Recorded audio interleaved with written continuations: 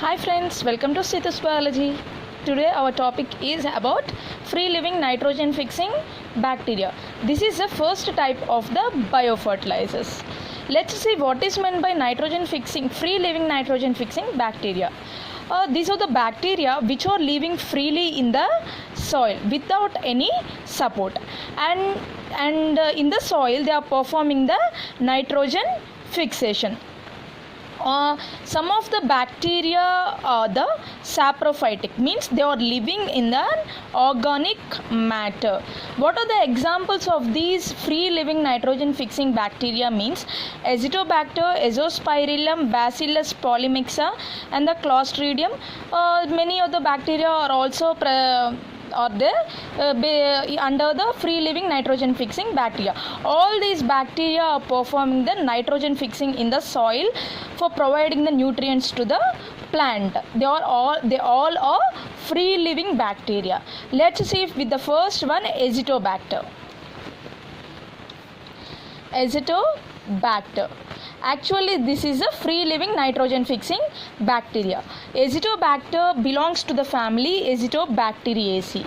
Actually, this family include various gram negative bacteria and the aerobic bacteria and the heterotrophic bacteria.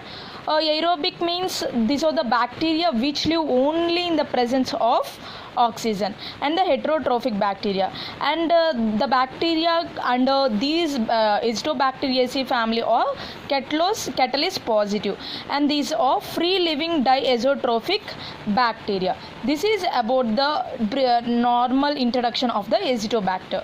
Next, these Azotobacter are the broad spectrum biofertilizers. Actually, broad spectrum means these are the biofertilizers which are used for each and every plant. These are not only suitable for only some type of plants. These are all, this type of biofertilizer is suitable for all types of the crops. So it is known as the broad spectrum biofertilizer. It is used as a biofertilizer in most crops.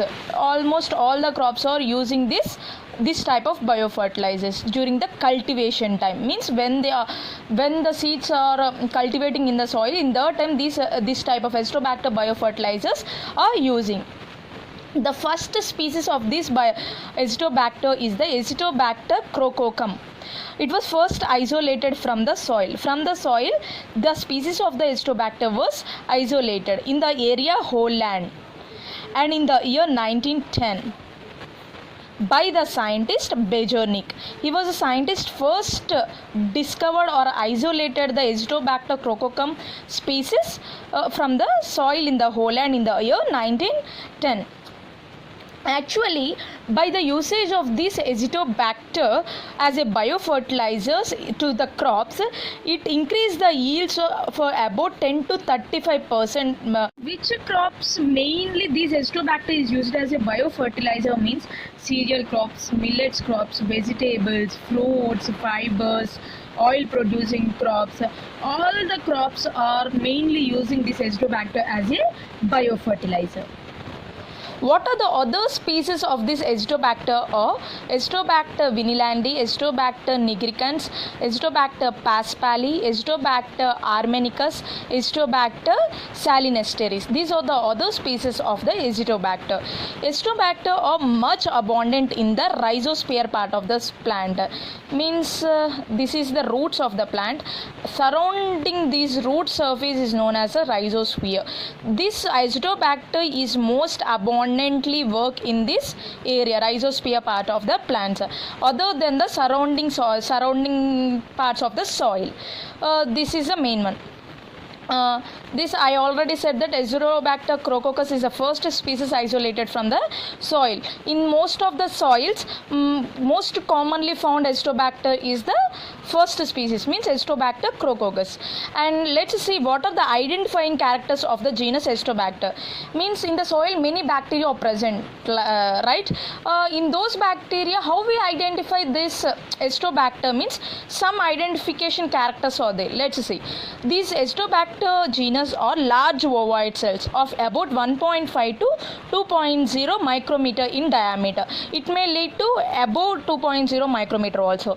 And these are the pleomorphic, means it can change their shape from the rods to the cocoid cells. Rods means in this way, cocoid cells means in the oval shape. In this way, their shape may vary.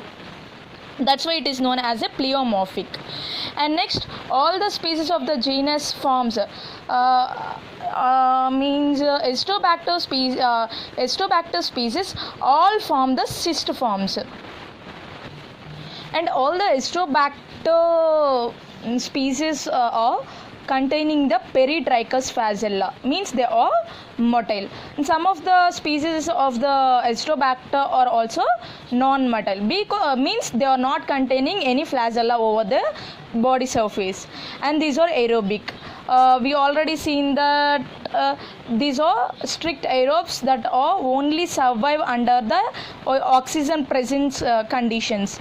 And these are used for these are also containing also have the ability for the production of water soluble and also the water insoluble pigments. Pigments are the coloring agents, and these are also having the capability of fixing nitrogen at least 10 grams from in the soil. And these are all the species of the Estobacter or catalase positive. These are the some of the identifying characteristic features of the Estobacter. Let's see what are the benefits of the crop by using this biofertilizer. Means I said that the Estobacter is a broad spectrum biofertilizer. By using these biofertilizers to the crops, what are the benefits are taking by these crops? Means these biofertilizer is used to increase in the percentage of the seed germination.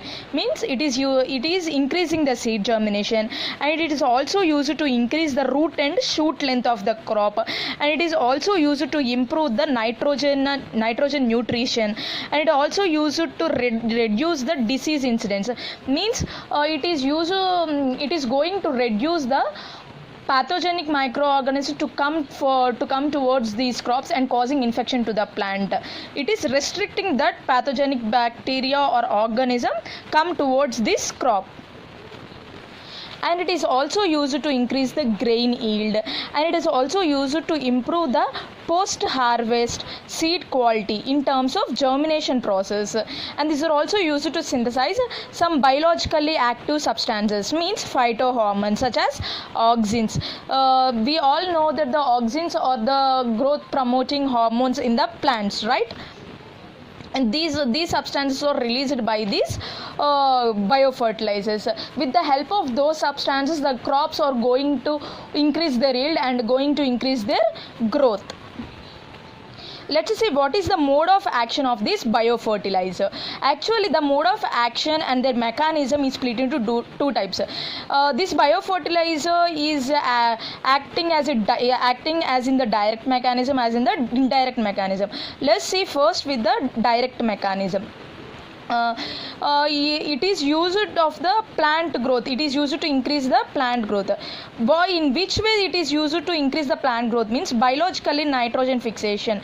Estobacter is going to fix the nitrogen under the free living conditions. In this way it is going to increase the plant growth. It is the one of the direct mechanism. And other one is the production of the phytohormones. I already said that the phytohormones are released like auxins for promoting the growth or stimulating the growth of the plant. In that way the phytohormones are released like indole 3 acetic acid, gibberellins, cytokines, etc. In this way the plant growth is going to increase, and the insoluble phosphate is also going to solubilize with the help of this Estobacter biofertilizer. In this way the direct mechanism is going on.